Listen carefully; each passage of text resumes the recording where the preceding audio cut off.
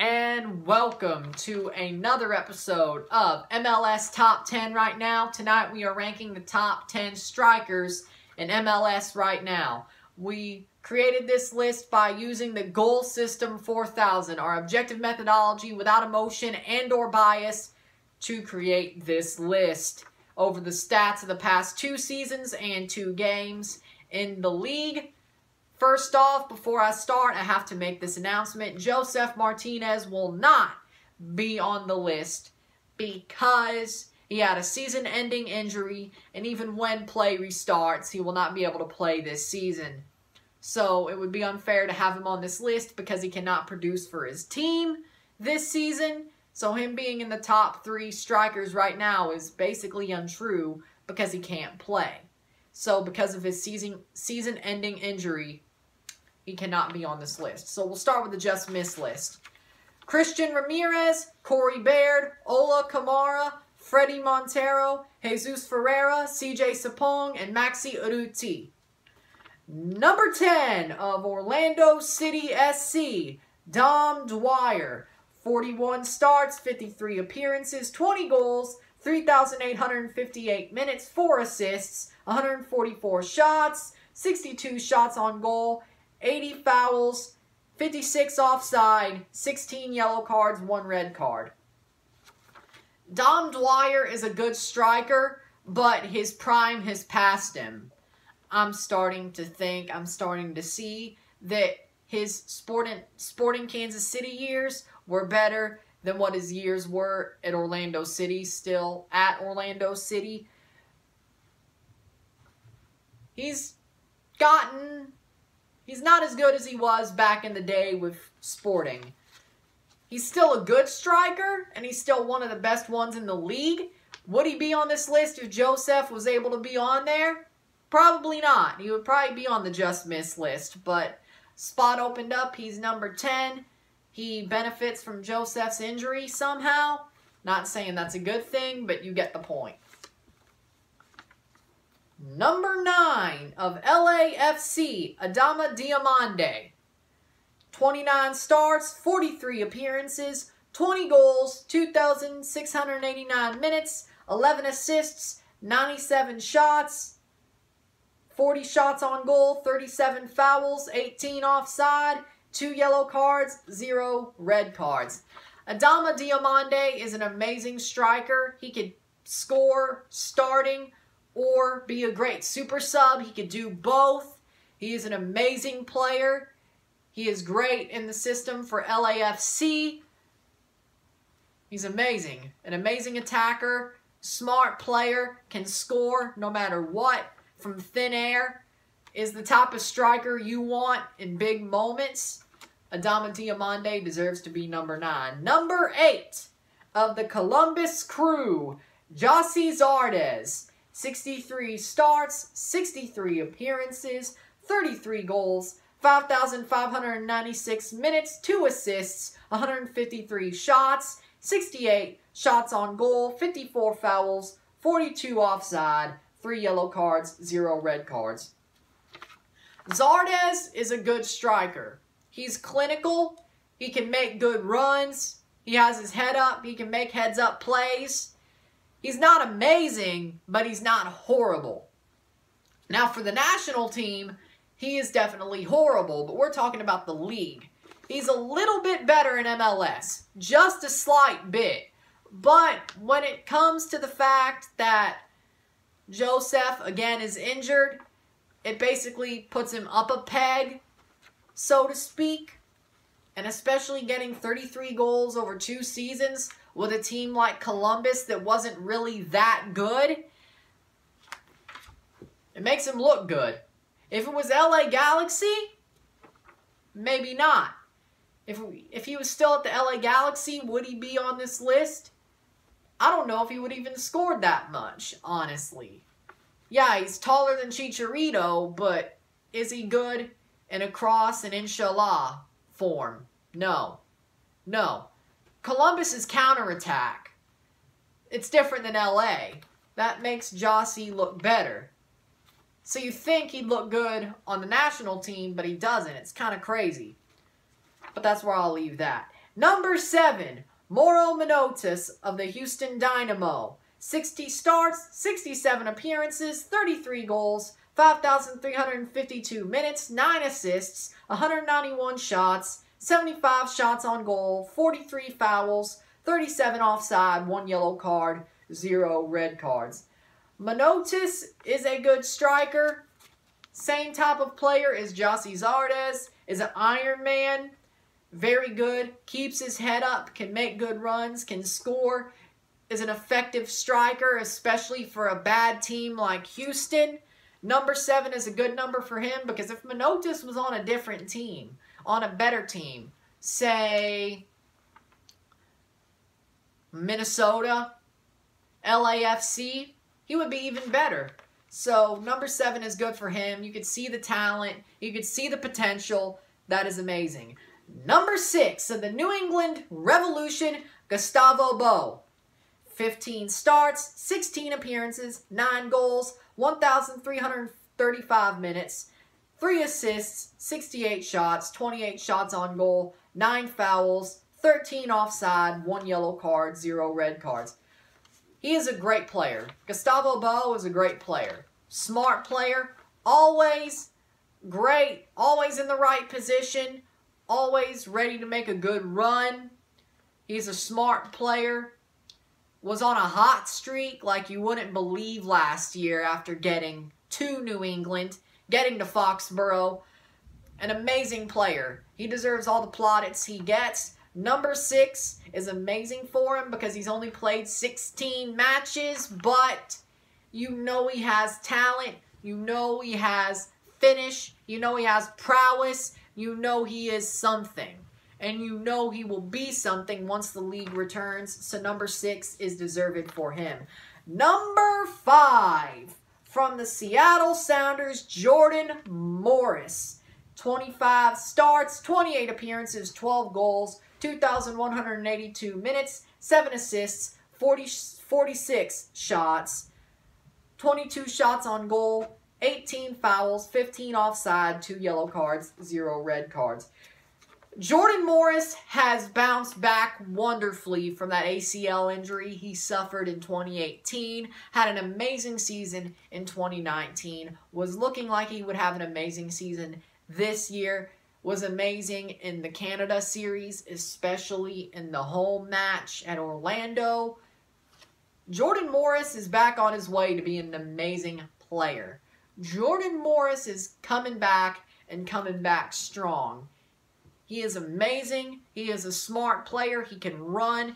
He can score. He's got raw athleticism. That is the phenotype of a U.S. player. Raw athleticism that turns into talent and turns into meaning. Turns into performances. I lost my words for that one, but Jordan Morris is amazing, and he deserves to be in the top 5, and he'll be higher on the list soon, I bet. Number 4 of the Houston Dynamo, newly of the Houston Dynamo, Darwin Quintero. 53 starts, 58 appearances, 21 goals, 4,637 minutes, 20 assists, 160 shots, 59 shots on goal, 52 fouls, 23 offside, 8 yellow cards, 0 red cards. I honestly don't know why Minnesota got rid of him. I really don't. Darwin Quintero is an amazing striker in this league. He was okay in Liga MX, but when he came to MLS, he just started running all over people and scoring all over teams. This guy is amazing. Why did Minnesota get rid of him? That's all I gotta say. And if he becomes the starter for Houston, I would not be surprised, and rightfully so. That may help that team get better. So, an amazing pickup by Houston, but a horrible mistake by Minnesota, that is for sure. Number 3 of New York City FC, Hebert. 20 starts, 24 appearances, 15 goals, 1,735 minutes, 4 assists, 56 shots, 26 shots on goal, 24 fouls, 12 offside, 2 yellow cards, 0 red cards. Hebert is an amazing player. He is special. He has great mentality. He can score whenever he needs to. He has a good mind. He has good play style. And the fact that he scored that hat trick away against San Carlos, even though that's not in this data set, shows me that Hebert is a good player. He will do what he needs to help his team win. And that is exactly what you want out of a top 3 striker in the league. Amazing player, and he will help New York at some point. Soon, I should say. Number 2 of the reigning MLS Cup champion Seattle Sounders, Raul Ruidíaz. 35 starts, 38 appearances, 22 goals, 3,071 minutes, 4 assists, 125 shots, 47 shots on goal, 30 fouls, 21 offside, 1 yellow card, 0 red cards. Ruidíaz is a lethal striker, an amazing striker, one of the best players I've seen in this league, especially one of the best forwards. I'd venture a guess and say he's better than Carlos Vela. He is one of the best forwards in this league of all 3 forward positions, or second striker, but he is one of the best of any of the 4 forward positions. He is amazing. He can create, he can score, he can run. He does all you want out of an out-and-out striker, an out-and-out number 9. Ruidíaz is amazing, and there's a reason why Seattle won the MLS Cup last year and got there. And finally, now we are in the rare air of this list.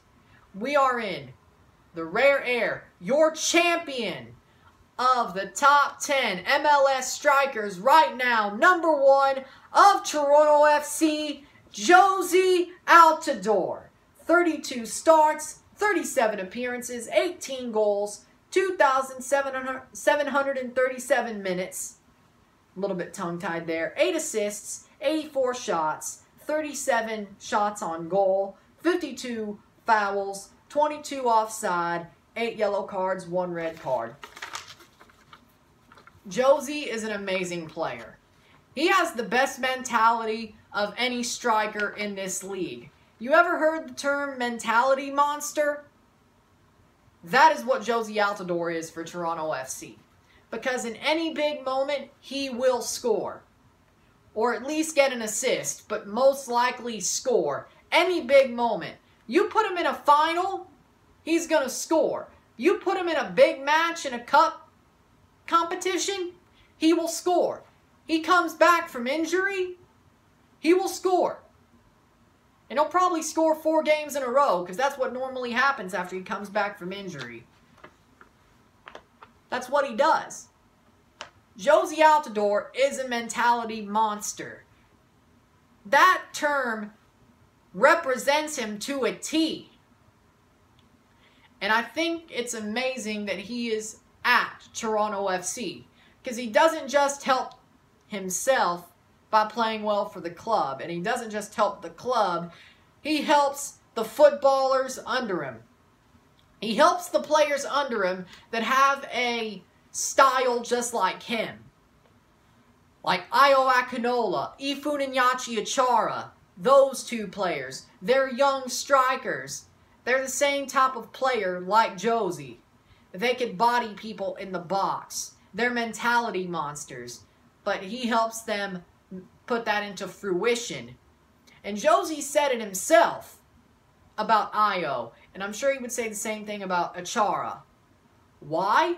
Because he sees it just like almost anybody would.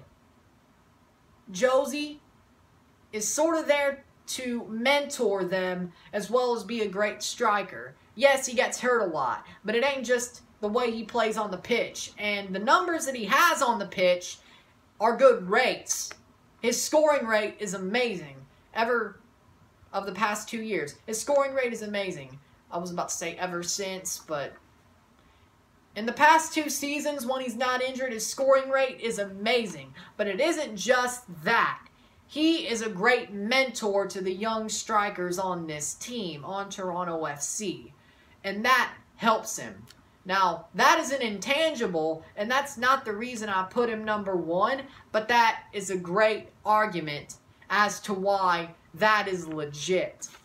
Because he is a great mentor to the strikers that are young on this team. As I said, Akinola and Achara, and even Jordan Perruzza. I'm sure Josie could mentor him as well, because Jordan Perruzza is a bruiser in the box as well. He can make a run, he can get onside, get past the defenders, just like them two. So no, it isn't the obvious reason I said that, and Josie said it himself. So Perruzza is also the same type of striker as Achara, Akinola, and Altidore. They're all alike. They all have the same type of play. You have two types of players. A Pozuelo slash Giovinco slash Vasquez. And then you have Altidore slash Achara slash Akinola slash Perruzza. That's the two type of strikers you have. You have bruisers and you have technicians. We have a lot of bruisers. I don't know what Patrick Mullins is, and I don't want to guess, because I'm just not sure. He's not a technician, and he's not a bruiser. I don't know what he is, honestly. I really don't know. I really don't know, but Josie is definitely a bruiser. But that's what makes him amazing. So, that's that for this list. If you like this video, like it, share, subscribe. You know what it is. Tell all your friends. Tomorrow, I'll be back with another RSR Classic. I'm Ron, and I'm out. Peace.